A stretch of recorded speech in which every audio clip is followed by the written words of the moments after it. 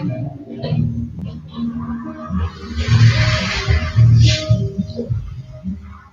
counting on the night.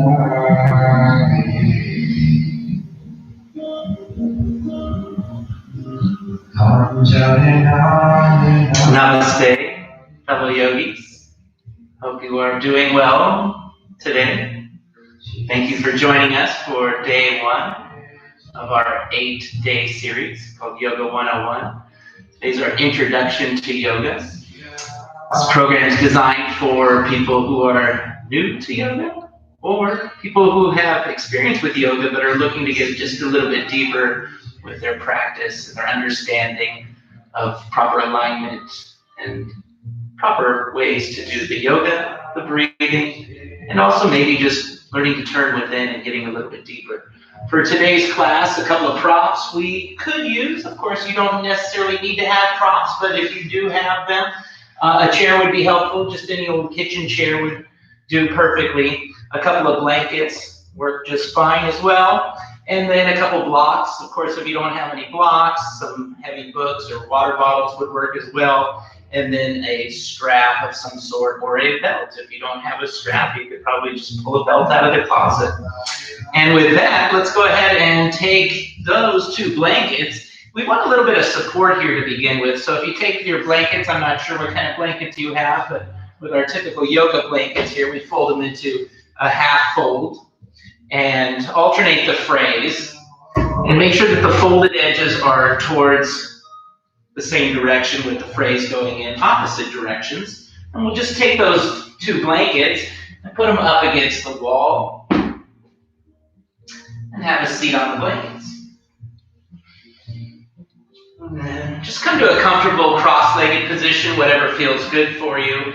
And make sure you can scoot yourself as close to a wall as you can get. So you can actually take the spine and bring it up against the wall and feel the shape of the spine there. So with the Yoga 101, first part of the class, day 1, we really work on the strengthening of the core and alignment of the spine. So the spine actually has a little bit of a shape to it. It's not a straight up and down.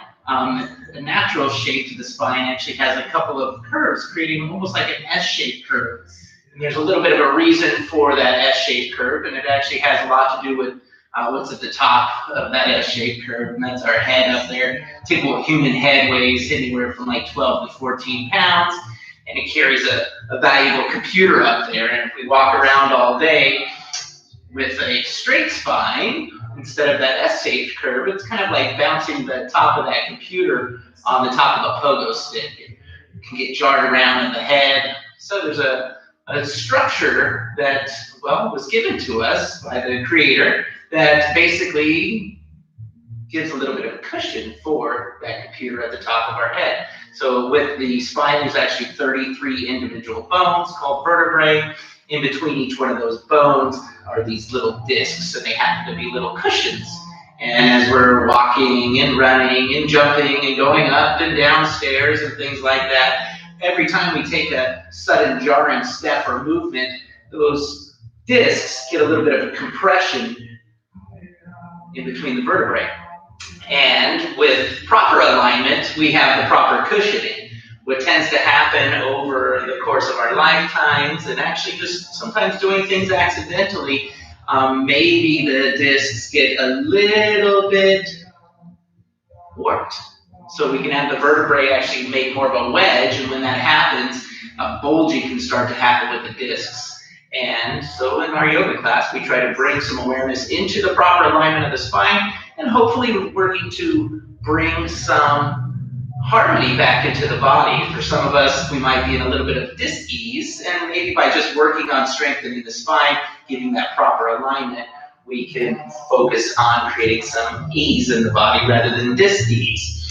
And also, well, it helps us to get going with the rest of the program that we'll be doing, because if you don't have proper alignment of the spine, it's going to be hard in the other 7 classes to get proper alignment of all the other poses that we're going to be working on. So one of the things just to bring us into awareness with that spine is if we can scoot ourselves as close as we can up to the wall, so you can actually take the spine and place it up against the wall. So you want to feel the bottom actually touching the wall and feel the upper back touching the wall. And then take the head and place that up against the wall too. So with that S-shaped curve, there's actually a couple of parts of the spine that will not be touching the wall, assuming that we have more of a natural shape to the spine. So if we want to just bring some awareness into the first part of the spine that actually comes away from the wall, it's the cervical spine.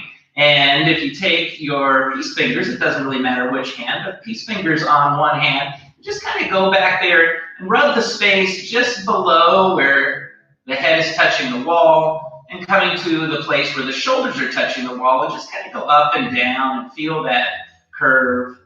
Just feel what it feels like there. And just to see if we have the proper curve, we can accentuate the curve by flattening it out a little bit. If we take the chin and we start to lift it up to the ceiling, it actually accentuates the curve, and start to feel what that feels like, more of a concave shape. And then if you take the chin down towards the chest, you'll start to feel a flattening of that curve, more of a straight rather than concave shape to it. Let's just do that one more time, looking up, accentuating the curve, coming back down, flattening out the curve, and then find maybe more of a neutral position, maybe like what we call that Goldilocks zone. So not too much of an accentuation of the curve and not too much of a flattening out of the curve, just that perfect range in between the two. And then the next part of the spine that actually comes away from the wall, the other concave shape, is down here in the lumbar. So if we take the peace fingers on both hands and kind of just slip them behind the back there, just above the waistline and just below the thoracic spine, and just kind of feel what it feels like there. You might even have to move the hips slightly, taking the hip points closer to the thighs to get the fingers back behind the wall. You make the fingers actually touch on both hands. And then take your navel and start to reach it back towards the wall. Feel the back of your back and that lumbar spine start to compress the fingers into the wall, kind of flattening out that curve. And then if you take your hips towards your thighs, push the belly button away from the wall, you can really accentuate that curve. And then let's do it again. Flatten out the curve by taking the navel back towards the wall, squeezing the fingers in the back against the wall, and then dropping the hips, pushing the belly button away from the wall, really accentuate that curve. And then just find a natural position there, kind of halfway in between. Again, that Goldilocks zone, not too flat, not too accentuated. Just bring some awareness into that shape. And then take the hands to the tops of the thighs with the palms facing up.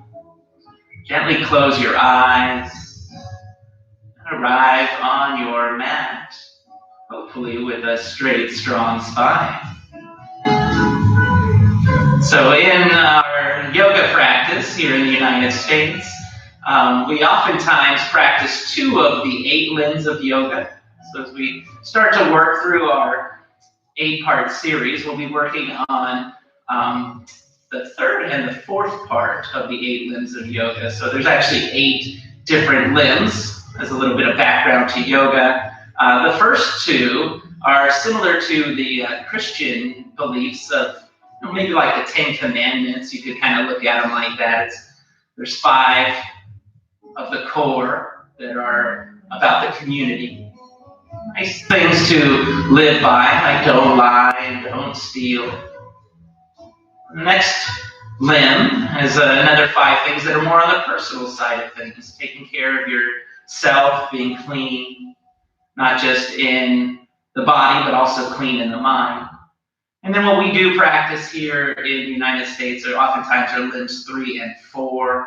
Limb 3 is the asana, or what we might call the poses, the actual stretching that you see in yoga. And then there's also something called the pranayama. Prana is similar to the chi energy. It's the life force energy that's all around us. And pranayama is actually the breathing technique where we take that prana into the body and bring the life of the energy within. And then we expel that energy with what's called apana. That's the the releasing of the prana. So we'll work on a little bit of pranayama right now as we settle in. We'll do a little bit of breathing to get us into the mindset of yoga. So no matter where you are in your breathing pattern right now, just start to tune in to the breathing.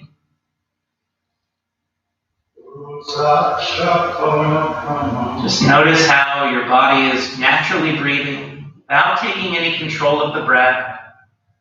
Just notice your body as it breathes you.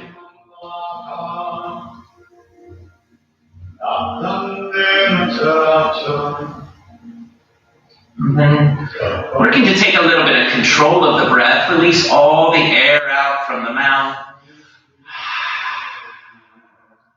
Draw the breath in through the nose, slowly spilling it down into the base of the pelvic floor.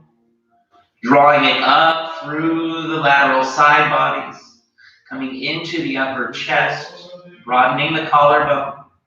Once you get to the top of the inhale, pause for a moment, and then open up your mouth and let it all back out in the opposite direction, slowly compressing and releasing from the collarbone, upper chest, working your way down through the lateral side bodies, coming all the way to the base of the pelvic floor and squeezing it all out completely, and then pausing once you're there, and again starting the cycle over again. Deep, full inhale. Once you get to the top, pause. Then open up your mouth and let it all back out for a slow, deliberate exhale.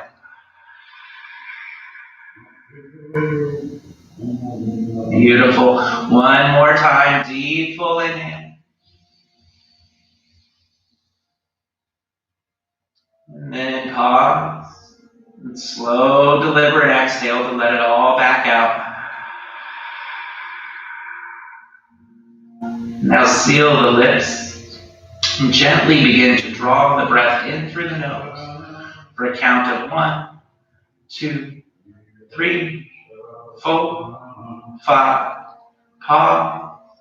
Keep the lips sealed as you slowly exhale for 5, 4, 3, 2, 1. And pause. Again, inhale through the nose. 1, 2, 3, 4, 5. Pause. And exhale slowly. 5, 4, 3, 2, 1. Pause. And again, inhale. 1, 2, 3, 4, 5. Pause. Exhale. 5, 4, 3, 2, 1. Pause. Continue on your own for 3 more cycles of breathing.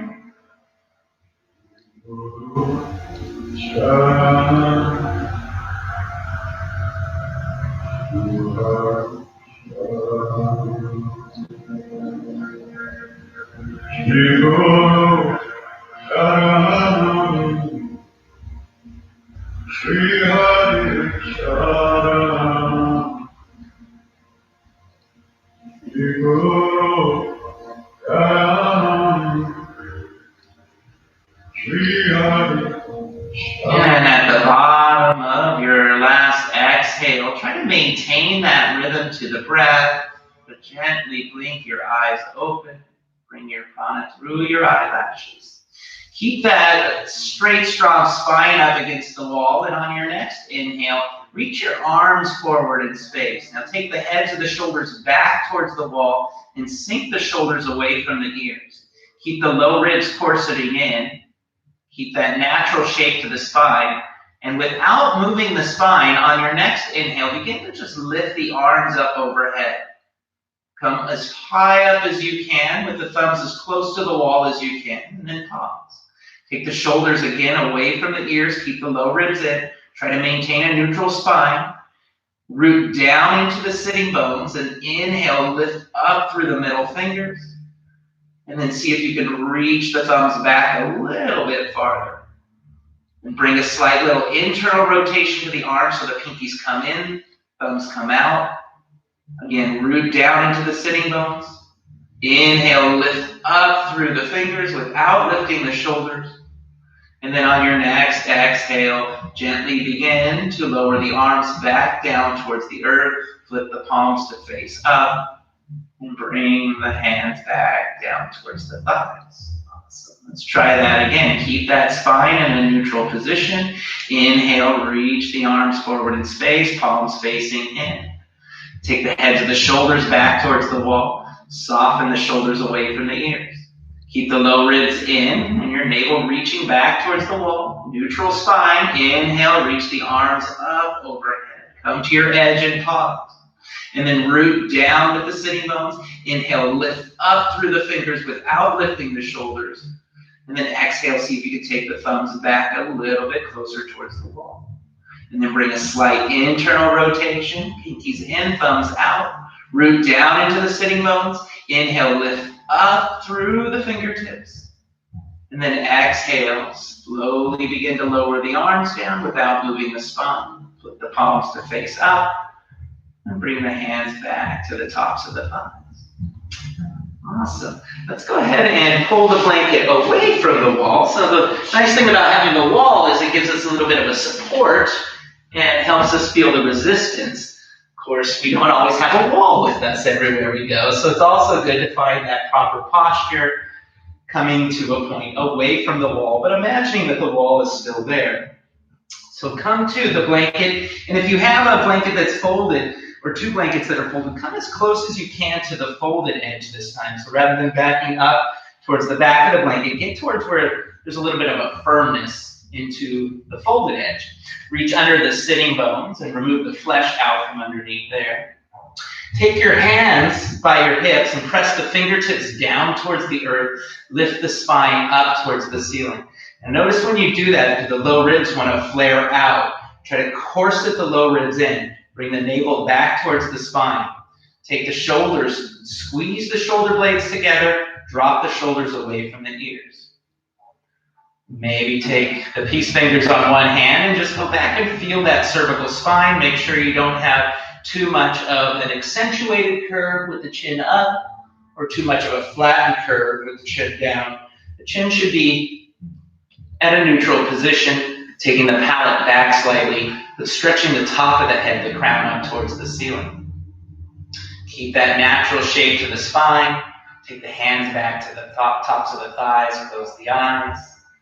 Come back to the breath. Exhale all the air out from the lungs.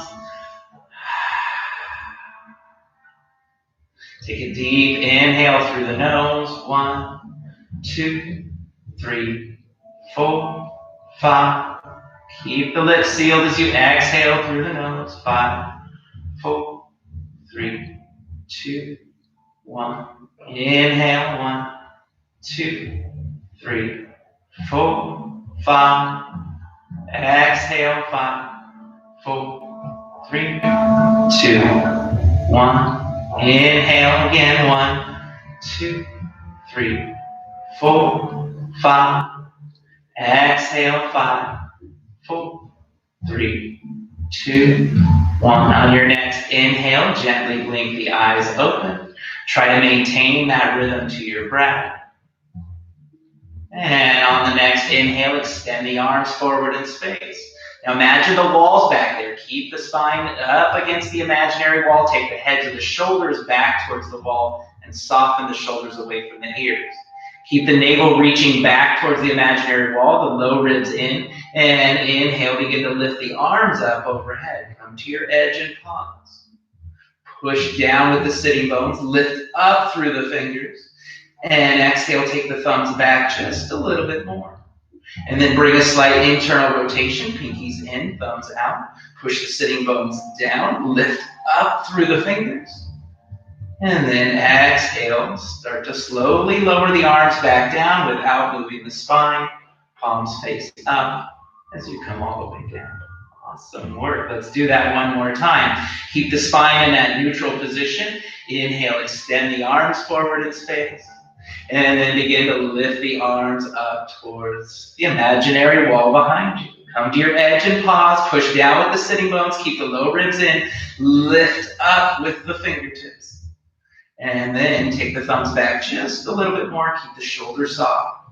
Internally rotate. Bring the pinkies in, thumbs out slightly. Root down and lift up on the inhale. And then exhale, slowly begin to lower the hands back down, palms facing up. Maintain that neutral spine. Awesome. So that's a neutral spine on a seated plane. Let's try it on a lying down plane. So if you want to go ahead and just take the blankets off to the side, slide them out of the way, take a strap and just have that strap next to you. Come all the way down onto your back, onto the mat. So we'll do a pose that's called Supta Tadasana here. And do make sure that you have room overhead to stretch the arms out without running into anything. Supta Tadasana, bring the big toes to touch, with the heels just a sliver apart. Now imagine you were standing with your feet on the wall. So push the heels forward and down, push the mounds of the feet into that imaginary wall, and flex and draw the toes back towards your knees. Give a little slight tuck to the tailbone and take your pubic bone a little bit closer towards your chin. Bring your navel down towards the floor. Take the hands next to the hips, about 8 to 10 inches away from the hips, with the palms facing up. Reach the fingertips closer towards the feet so the heads of the shoulders come away from the ears, and then allow the heads of the shoulders to drop down towards the floor. Stretch the top of your head, your crown, towards the top of your mat without lifting your chin.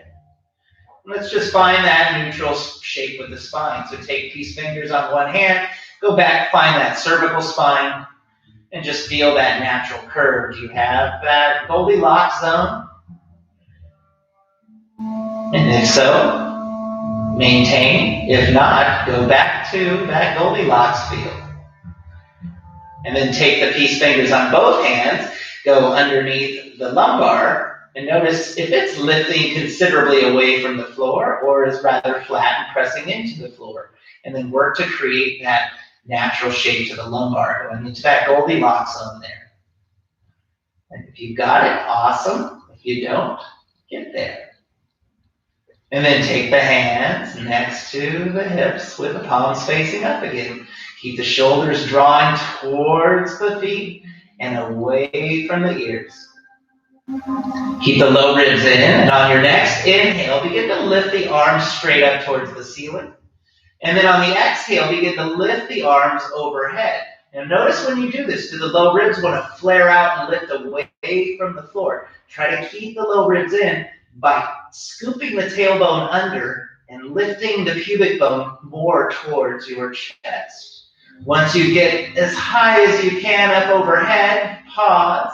Take the shoulders away from the ears, slightly internally rotate so the pinkies come in, thumbs come out.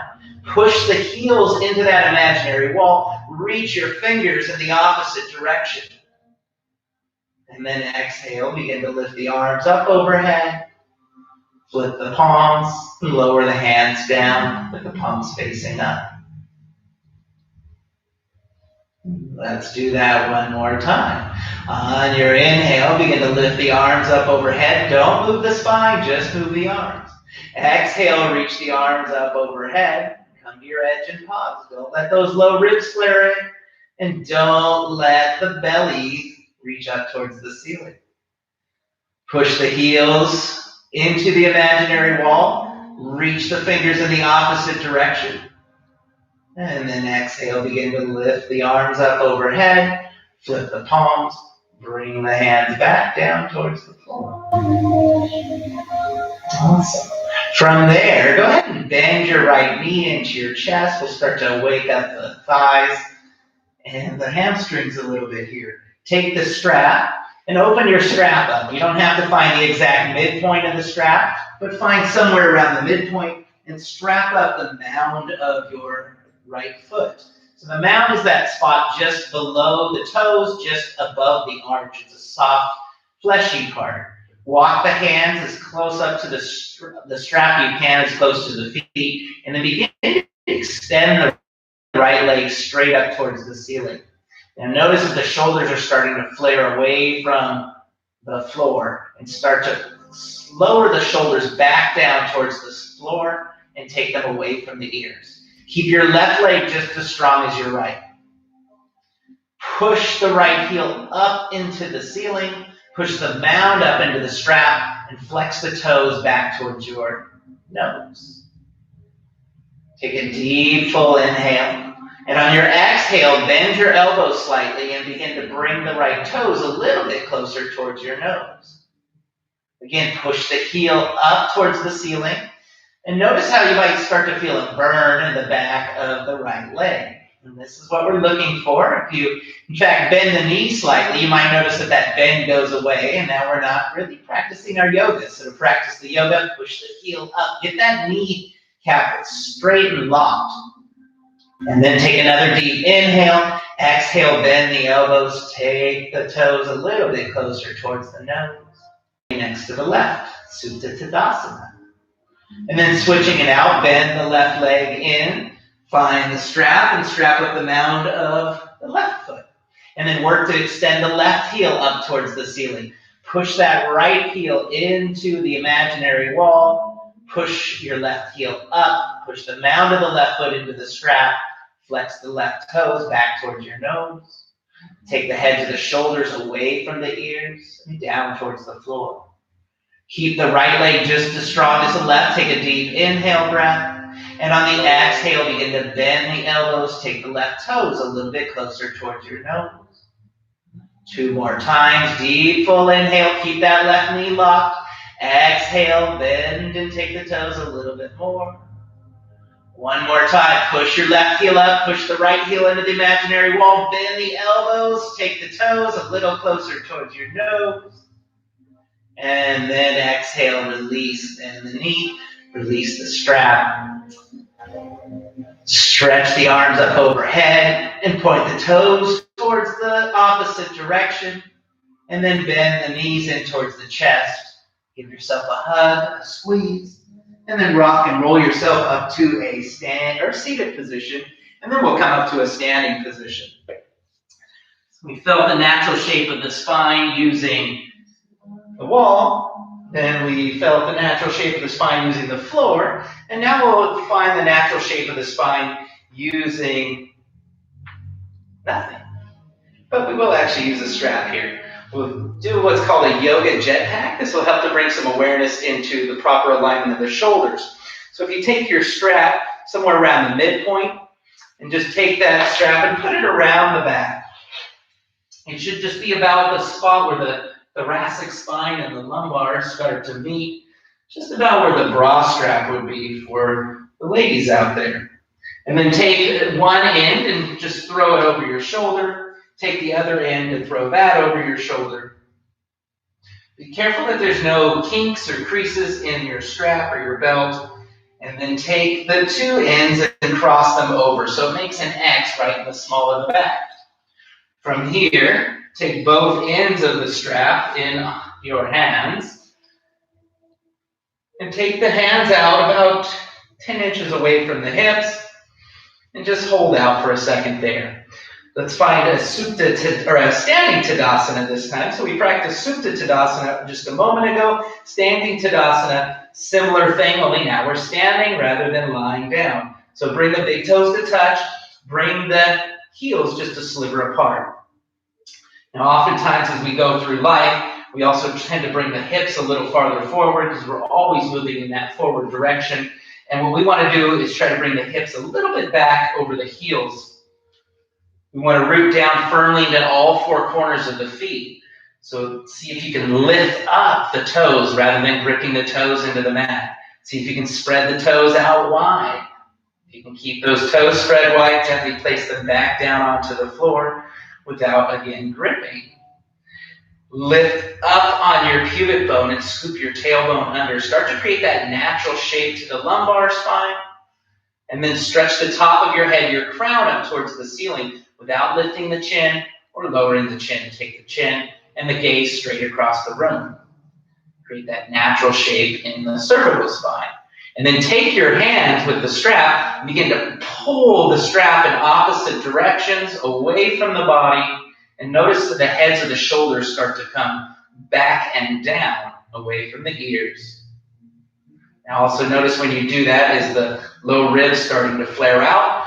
And if you do that, you'll notice that it really accentuates the curve in the lumbar. So we want to, again, try to scoop the tail under, lift the hip points up. Once you're here, if you've got enough room with your strap, maybe cross that strap in front of your chest and make a little bit of a knot here. Tie it up if you can.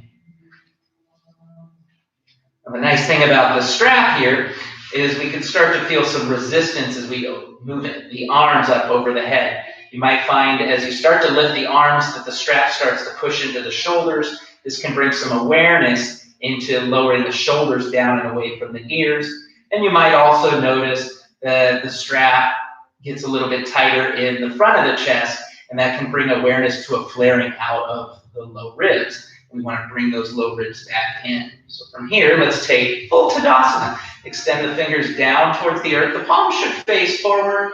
The heads and the shoulders soft and away from the ears. Root down firmly into all four corners of the feet. And on your inhale, begin to extend the arms forward in space. Notice what's happening with the strap there. It's starting to bind and pinch into the shoulders. Soften the shoulders away from the ears. On your next inhale, begin to lift the arms up overhead. Notice if the strap is starting to compress in the chest and keep those low ribs corseted in. Once you come to your edge, pause, push down into the four corners of the feet, lift up through the fingertips. Internally rotate slightly so the pinkies come in and the thumbs come out, and then see if you can reach the thumbs back just a little bit farther without lifting the shoulders or thrusting the low ribs out. One more time, root down, inhale, lift up through the fingers, and then exhale, start to lower the hands back down, palms facing up. And again, without moving the spine, just move the arms and the shoulders. Awesome, let's do that one more time. Inhale, lift the arms forward in space, and then come all the way up. Exhale, reach the thumbs back just a little farther, turn them out, pinkies in, keep the low ribs in. And then inhale, root down as you lift up. And then exhale, lower the hands back down, palms facing up. Awesome. Let's feel that same shape without the strap now. So again, it's nice to have the props for support and to bring a little bit of resistance, but ultimately, we'll take our yoga poses without the props. So go ahead and just take that strap off to the side. We'll find Tadasana without the strap this time. Bring the big toes to touch, heels a sliver apart. Root down into the four corners of the feet, lift and spread the 10 toes. Scoop the tailbone under, lift the pubic bone up. Reach your navel back towards your spine, corset your low ribs in, reach your fingertips down towards the earth. Take the heads of the shoulders down towards the floor, and then squeeze the shoulder blades towards one another. Imagine that strap is there. Feel the resistance of the strap. Stretch the top of your head, your crown up towards the ceiling without lifting your chin. And then inhale, begin to lift the arms forward in space. Come all the way up without lifting the shoulders and without flaring out the low ribs. Once you come to your edge, pause. Root down through the four corners of the feet, lift up through the fingertips. Slight internal rotation, pinkies in, thumbs out. And then see if you can reach those thumbs back just a little bit farther. And then inhale, release. Don't move the spine, just move the hands and the shoulders and the arms. Awesome. Keep that Tadasana one more time. Inhale, begin to lift the arms up overhead. Keep the spine neutral. And then exhale, arms back down, palms facing up. Keep the spine neutral.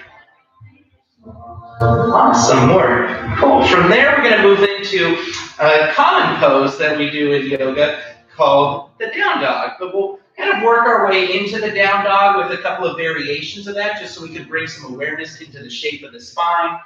And, well, what happens when we start to change the plane as we do different forms of asana, different forms of stretching here.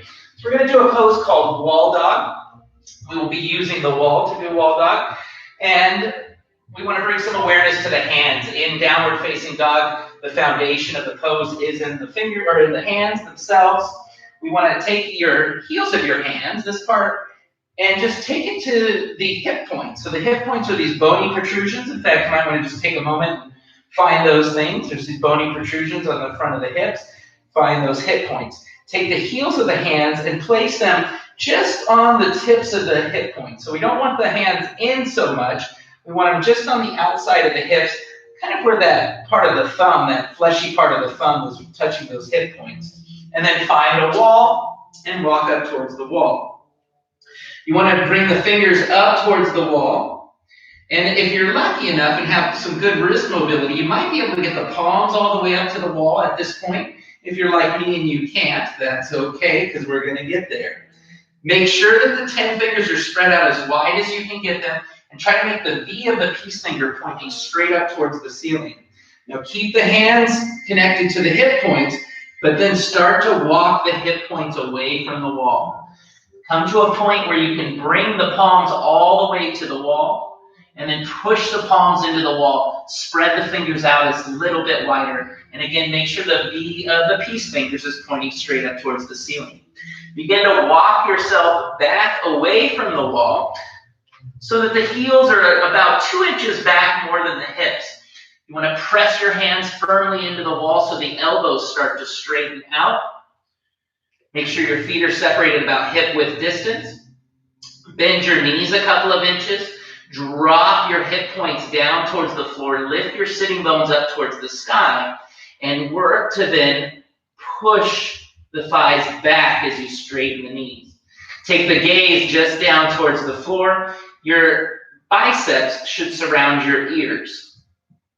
Now, it may not look like I'm doing a lot of work here, but there's a lot of action going on. There's what we call an anterior tilt to the pelvis by dropping the hips towards the thighs, lifting the butt up towards the sky. If you have the ability to see yourself in a mirror, you should have kind of a natural shape to the spine here. Notice if you just bend the knees slightly, you can create more of a rounding shape, more of an in shape. And what we want to do is work to lift the sitting bones up, drop the hip points down, creating more of the S shape to the spine. If you're doing this pose properly, you should start to feel the muscles in your arms trembling, the muscles in your legs trembling. You might even feel the core trembling a little if you're engaging. From here, go ahead and gaze towards the wall. Walk yourself forward towards the wall. Come up and come out. Give the wrists a little bit of a shake. And then, with anything in yoga, it's always good to do it again. Practice again if you can. So take the hands back to the hip points. Come back to the wall. Spread the 10 fingers out wide with the peace fingers pointing up. Start to walk away from the wall so that palms can come flush to the wall. Walk the feet back. Keep them hip width distance. Bring the heels back just about 2 inches more than the hips. Press the hands firmly into the wall so the elbows start to straighten out. Externally rotate. Try to wrap the outer armpits down. And then bend the knees a couple of inches. Lift the sitting bones. Drop the hip points. Once you start to get that natural shape in the lumbar, start to straighten the knees out. Now, if you start to straighten the knees and get a rounding in the spine, go back to that bent knee position. Drop the hips, lift the sitting bones, and just work to straighten the knees. It's not about getting the knees straight if you lose the shape of the spine. So just working towards it is the goal here. Take the gaze just down towards the floor so the biceps surround the ears. And again, if you can see yourself in a mirror, you want to have a nice natural shape to the spine. From here, go ahead and gaze to the wall and start to walk forward towards the wall. Awesome, so that's wall dog. We'll practice another variation of down dog called chair dog, because we'll be using the chair here. So if you want to go ahead and just grab your chair and put that in front of you or at the top of your mat. Now, the nice thing about the chair is it helps to bring a little bit of awareness into the shape of the shoulders in downward facing dog. There tends to be when we stick our arms forward. In fact, you could probably do this. If you take your hands and just bring the palms to face forward with the fingertips pointing up. And notice when your V of your peace fingers are pointing straight up, just where the shoulders are. Now take the arms and internally rotate so the thumbs point down. And notice what happens to the shoulders. They kind of start to crunch in towards the ears. We want to keep the shoulders away from the ears as much as possible. So if you start to bring the hands in the opposite direction, so the thumbs point up and the pinky edges come down, you'll notice now that the shoulders naturally start to soften away from the ears. So let's do that again. We turn the thumbs to turn in, shoulders crunch in, turn the pinkies to turn out, thumbs up, shoulders soften. So as we come to chair dog, we'll start to bring some awareness into that. If you take your hands to the top of the chair, so the thumb is right on that seated edge of the chair, and wrap the hands around the chair and hold on to the chair. Now from here, we're going to root down, and you'll start to be able to create a little bit of a rotation with the eyes of the elbows.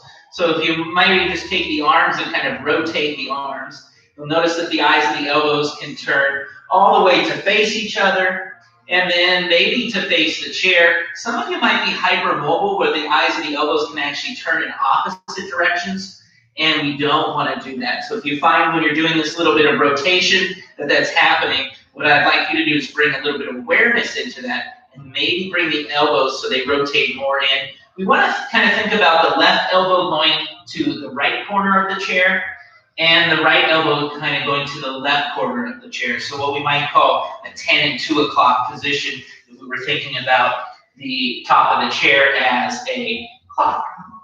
From here, press the heels of the hands into the chair, get the elbows as straight as possible.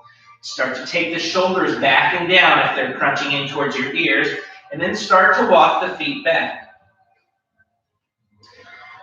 Again, the feet should be about hip-width distance here. We want to walk back so far that the biceps start to surround the ears. Your gaze this time is going to be back more towards your ankles. Once you're here, go ahead and again bend the knees a couple of inches, drop the hip points, lift the sitting bones up. Start to create that natural shape to the spine. Once you're there, then work to straighten the knees out, stretch the thighs back. Now again, it may not look like I'm doing a lot, but if I just bend the knees slightly and come out of the pose, you can start to see a rounding in the spine. So again, if that's happening, it's not about getting the knees straight, it's more about creating the natural shape. So work on dropping the hips, lifting the sitting bones, and then work to straighten the knees and stretch the thighs back. Now also notice if the shoulders are wanting to crunch in towards the ears and externally rotate even more. Take the outer armpits down towards the floor, lift up with the inner armpits. And then go ahead and walk forward towards the chair, come up, come out. Maybe give a little wrist rotation. Awesome, let's do that one more time. Bringing some awareness back into the pose. Thumbs back to the top of the chair, the seat of the chair, fingers wrap underneath the seat. Start to bring the eyes of the elbows to that 10 and 2 o'clock position. Straighten the elbows out, walk the feet back.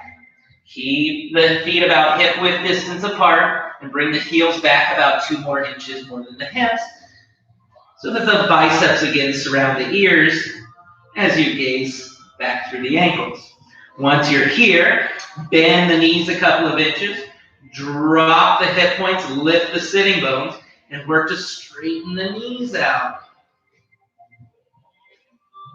Now, on your next inhale, lift the head, take the gaze towards the seat of the chair, and start to pull the top of your sternum forward through your gaze.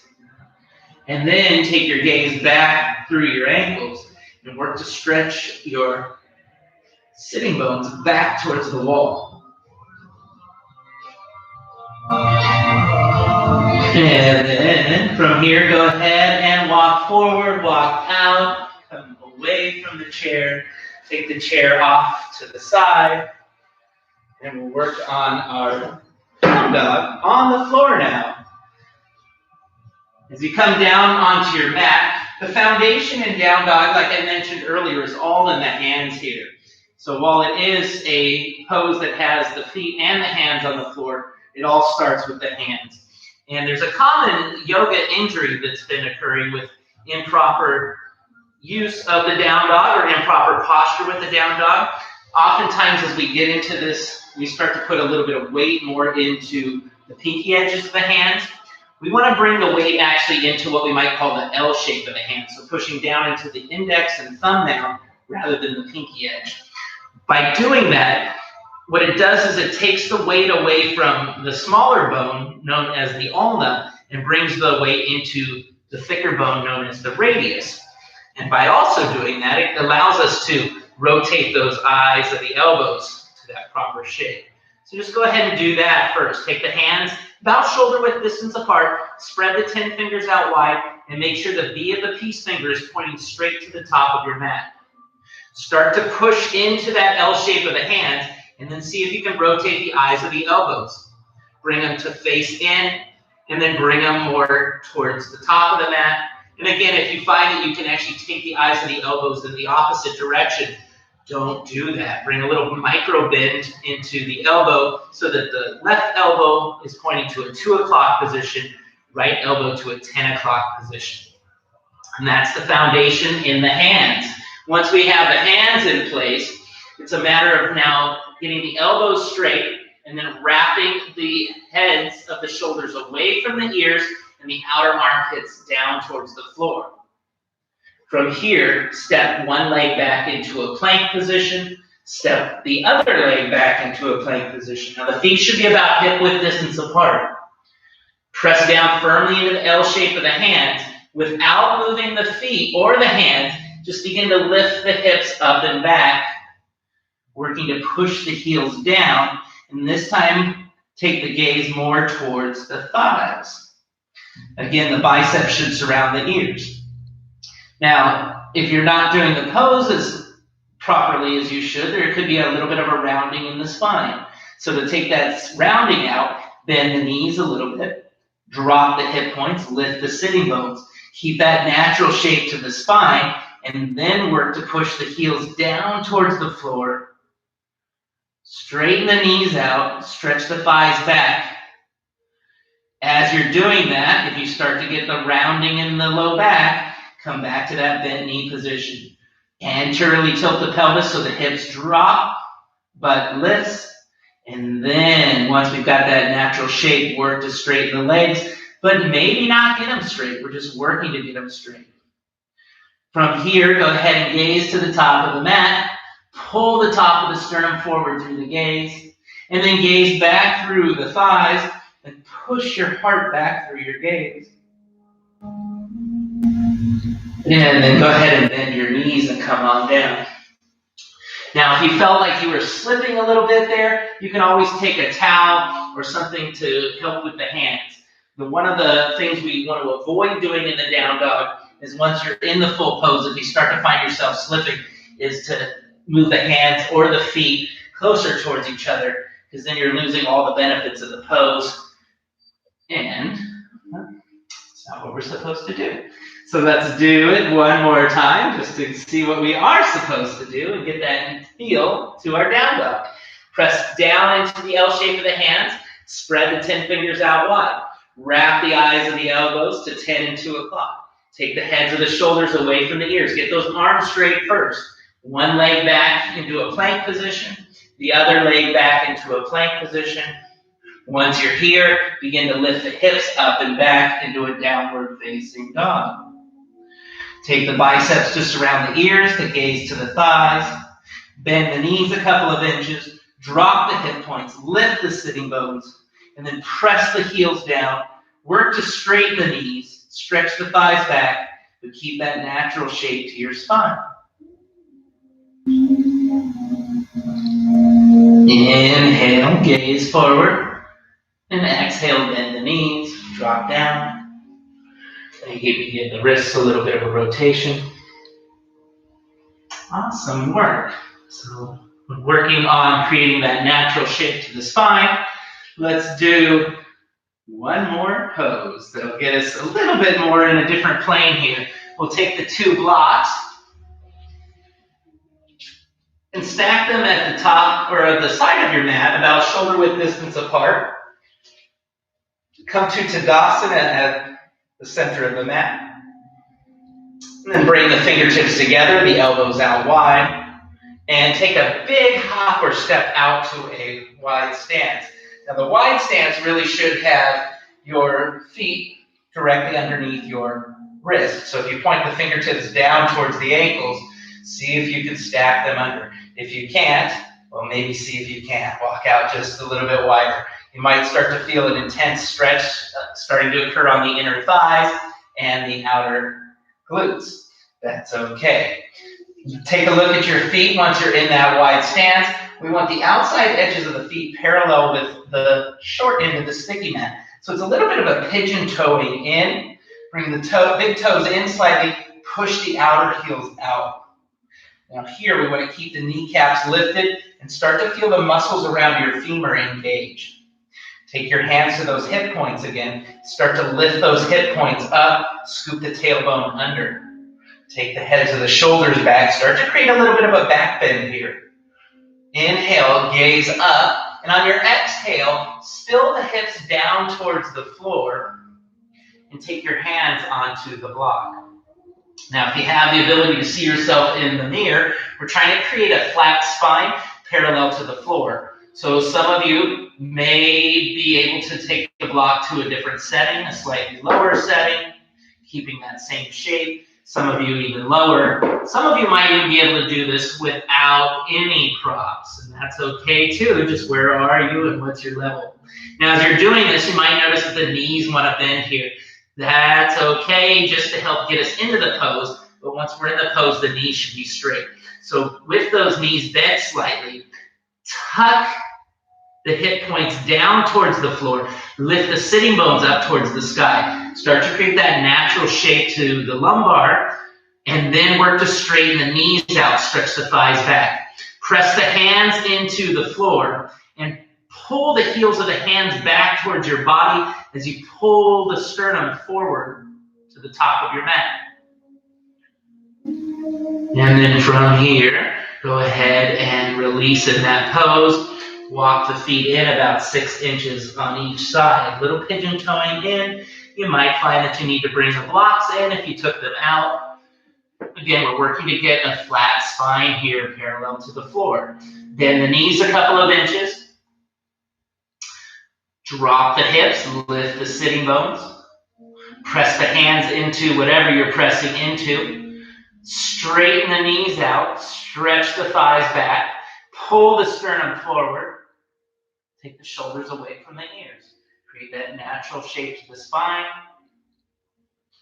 And then release from that pose. Pigeon toe in another 6 inches on each side. You might have to bring the blocks up to a slightly different setting. Again, trying to get that spine parallel to the floor. Once you're here, bend the knees slightly, drop the hips, lift the sitting bones, and then straighten the knees out, but don't lose that natural shape of the spine. Keep the navel lifting up towards the ceiling, pull the heels of the hands back towards the body, pull the sternum forward, keep the knees straight, stretch the thighs back, and then release from that pose, walk the feet directly underneath the hips. Again, bend the knees a couple of inches, drop the hip points, lift the sitting bones, pull the sternum forward, straighten the knees, stretch the thighs back, flat spine parallel to the floor. And then from here, just take your hands to your hips, squeeze the elbows to the sky, and with an inhale, come all the way up to a flat, straight spine. Awesome work. Let's go ahead and come down to our butts, and we'll wrap up the class. A little gentle twist, and a seated forward fold as we move into our final resting pose. So start in Dandasana, staff pose. Extend the legs out straight. Remove the flesh from underneath the sitting bones. Push the heels forward. Press the mounds of the feet forward. Flex and draw the toes back. Take your hands next to your hips with the palms facing down. Press the palms down and lift the spine up. Create a natural shape to the spine right here. And then keep the left leg where it is. Start to bend the right leg in, cross the right leg over. Take your right hand behind your back, Take your left arm, reach it up towards the ceiling. And on the exhale, turn and twist from left to right. Hook your left elbow outside your right knee. Inhale to lift up on the left ribs. Exhale to turn and twist, gaze over the right shoulder. 2 more times. Inhale to lengthen. Exhale to turn and twist. 1 more. Inhale to lengthen. Squeeze the shoulder blades back and down. Exhale, turn and twist. Inhale, gaze forward. Exhale, release the right foot back to meet the left. Reset. Dandasana. Start to slide the left foot in. Cross the left foot over the right knee. Take the left hand behind your back. Inhale, lift the right arm up. And on your exhale, turn and twist from right to left with your right elbow outside your left knee. Inhale to lift up on the right ribs. Exhale to use the leverage of the elbow and the hands to turn and twist, gaze over your left shoulder. 2 more times. Inhale, lengthen, squeeze the navel back, lift up on the right ribs. Exhale, turn and twist. 1 more. Inhale, lengthen. 1 more. Exhale to twist. Inhale, gaze forward. Exhale, unwind. Re-extend the left leg. Remove any flesh again that might have gathered underneath the sitting bones. Inhale to stretch the arms up overhead. And exhale, hinge at the hips. Take your peace fingers to your big toes. If that's not going to work, you can grab your shins. You can grab your calves. If you can go even deeper, maybe take the hands to the outside of the feet. Inhale to lengthen the spine. Exhale to hinge at the hips. Avoid rounding in the spine, so keep the gaze looking forward. Try to create a flat spine here even. Inhale again. Exhale, bend the elbows. Hinge at the hips. 1 more time. Inhale. Exhale. Inhale, halfway lift. Exhale, release. Go ahead and come all the way down onto your back for our final resting pose, what's called Shavasana. In Shavasana, you want to bring the big toes to touch, but separate the heels as wide as you can. And then allow the legs to externally rotate. Take the hands next to the hips, palms facing up. Take the heads of the shoulders away from the ears. Think about that natural shape to the spine even here. And gently close your eyes. Take a deep inhale breath in through the nose. And an open mouth, audible exhale out through the mouth. 2 more times, deep full inhale. Open mouth, audible exhale. 1 more, inhale. 1 more cleansing exhale.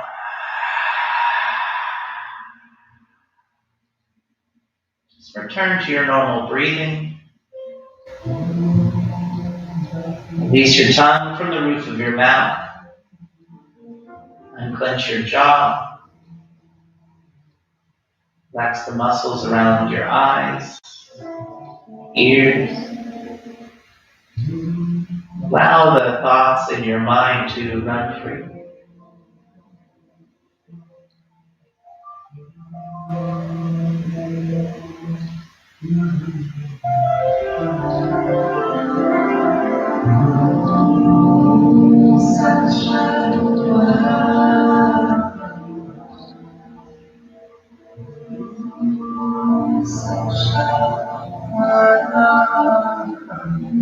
When you're ready, gently awaken your breath. Another deep inhale.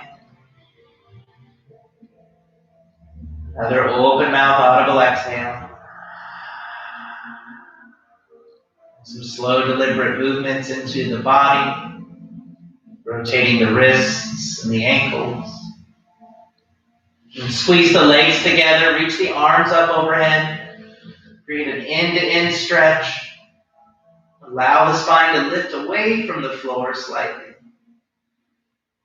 And then bend the knees, give yourself a big hug, a big squeeze. And then gently drop the legs over to the right side of the mat. Create a fetal position. Stack the left shoulder over the right, left hip over the right. And then use the left hand, right hand to lift yourself up. Come to a comfortable seated position. Think about that shape to the spine, the way we started the class, up against the wall.